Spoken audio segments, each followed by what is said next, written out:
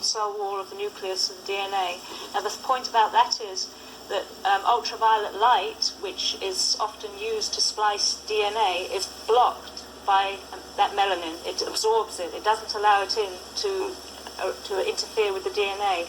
And it could well be, and this is Nigel's thesis, that this was a blocker for them when they were trying to genetically alter the species. And therefore, when maybe just out of random mutation something like an albino came along, they discovered, wow, we can get straight in.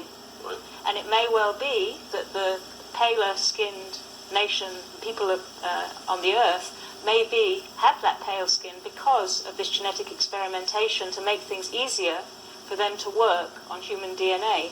And in fact, Professor Steve Jones argues that this thing about vitamin D being, paler skin being there to allow vitamin D to be absorbed and so on, all these theories about why pale skin happened in the first place, he believes it's not an adequate explanation. There is no real explanation or justification for the need for pale skin at all. Yeah, because I think if dark skin is always an advantage in every circumstance. Right, because most people would just automatically assume, well, they went to live in the north where there's less sun, yes, so therefore their skin changed colour.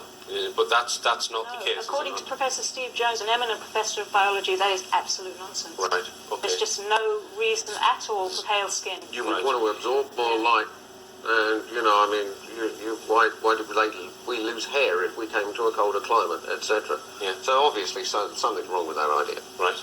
All right. And Nigel contends that the white races, the northern European races, have probably had the most interference from this outside entity called the grey alien. Yeah, and he doesn't say that. It's very important to say he doesn't say that from the point of view of a kind of reverse racism. Right.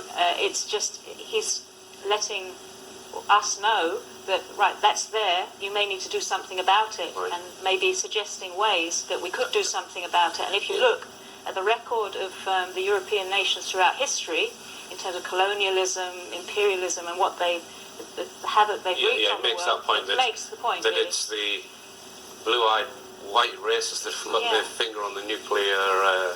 Well, I mean, what about China? Because he mentions the Chinese as well, doesn't he? He says that they've had significant intervention. Am I right there?